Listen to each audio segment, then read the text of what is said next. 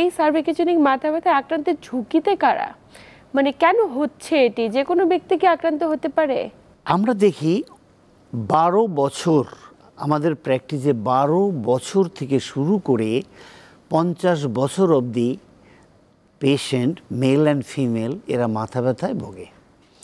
কিন্তু পার্টিকুলারলি তারা এই কাজ করে সেজন্য তারা মাথা ব্যথায় ভোগে। যেমন নেক প্রবলেমের সময় আমরা বলি, যারা সামনে ঝুঁকে কাজ করে, কম্পিউটারে কাজ করে, অনেক ফোন ব্যবহার করে, টেক্সট নেক যাদের হয়, এরা ভোগে। কিন্তু এখানে একজ্যাক্টলি আমরা এটা বলতে পারছি না আমাদের কি কারণে হচ্ছে। জি, অনেক কারণেই এটা হয়ে থাকে। তো সেক্ষেত্রে আমরা বলবো তাহলে কারা মাথা ব্যথায় ভুগছে। আমরা একজ্যাক্টলি কোনো গ্রুপ অফ পিপুলের কথা বলছি না, বাট মাথা ব্যথায় ভুগছে। একজ্যাক্টলি কোনো বয়সের কথা বলছি না, বয়স 10-12 বছর থেকে শুরু করে 50 বছর অবধি ভুগতেই পারে, বাট এরা ভোগে। যখন তাদের মাথা ব্যথা হয় অনেক জায়গায় ঘুরে টুরে হয়তো আমার কাছে আসে, অনেক পরীক্ষা করাচ্ছে, অনেক ধরনের ব্যথানাশক ওষুধ খাচ্ছে এবং দেখা যাচ্ছে যে ওষুধগুলো খেতে গিয়ে কিডনির উপর প্রভাব পড়ে গিয়েছে। অনেক ওষুধ খেয়ে অনেক পরীক্ষার মধ্যে ধরেন মাথার এক্স-রে, এমআরআই, সিটি স্ক্যান খুব কমন, কিন্তু রিপোর্টে আসছে নর্মাল। একদমই, কারণ সার্ভিকোজেনিক হেডেক তো সেন্ট্রালি ব্রেইনের মধ্যে হয় না, থাকে না, ওখান থেকে কোনো সার্ভিকোজেনিক হেডেক হয় না। সার্ভিকোজেনিক হেডেক হয় নেকের এখানে। এবং আমি আপনাকে টেস্টগুলো বলছি যে এই টেস্টগুলো করে আমরা বের করে ফেলি। অনেক সময় সার্ভিকোজেনিক হেডেক, অনেক সময়, সব সময় নয়, সার্ভাইকেল কার্ভেচার যদি চেঞ্জ হয়, সামনে ঝুঁকে কাজ করতে করতে যদি চেঞ্জ হয়, কিন্তু ইটস নট কমন, বাট অনেক রোগীরই বা অনেক রুগী আমাদের কাছে আসে ঘাড় ব্যথা নিয়ে, তাদের সার্ভাইকাল কার্ভেচার চেঞ্জ হয় কিন্তু হেডেক থাকে না। কিন্তু কারো সার্ভাইকাল চেঞ্জ হয়, সার্ভাইকাল লর্ডোসিস চেঞ্জ হয়, তাদের মাথা ব্যথা থাকে, কিন্তু সবার নয়। তো সেজন্যে আমরা পার্টিকুলারলি বলছি না যে এই লোকের মাথা ব্যথা হয়, বাট মাথা ব্যথা খুব কমন। একদমই, মাথা ব্যথা নাই এমন পরিবারে কোনো সদস্য নাই যে মাথা ব্যথা নাই, কারো না কারো মাথা ব্যথা আছে।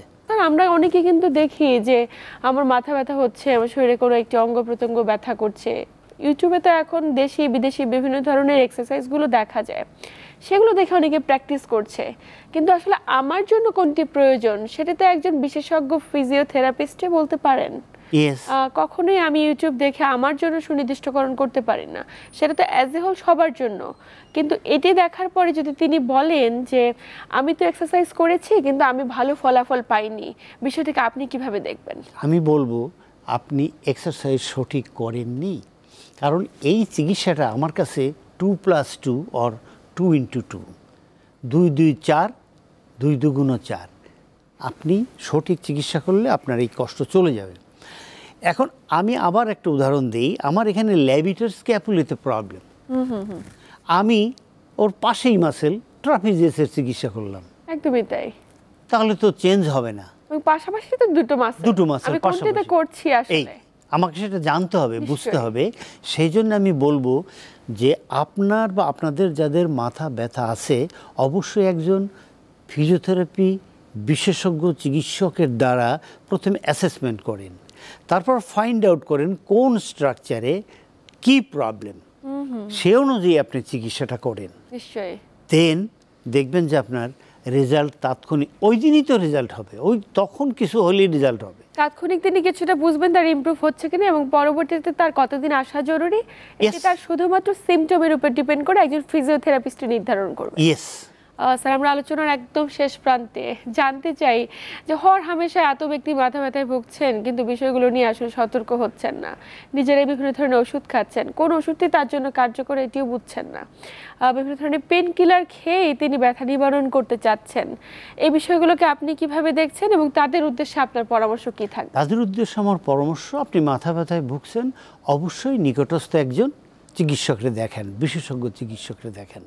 আপনি অবশ্যই একজন বিশেষজ্ঞ ফিজিওথেরাপিস্টের দ্বারা অ্যাসেসমেন্ট করেন, চিকিৎসা নেন, সঠিক এক্সারসাইজ করেন, আশা করি আপনি ভালো বোধ করবেন ইনশাআল্লাহ।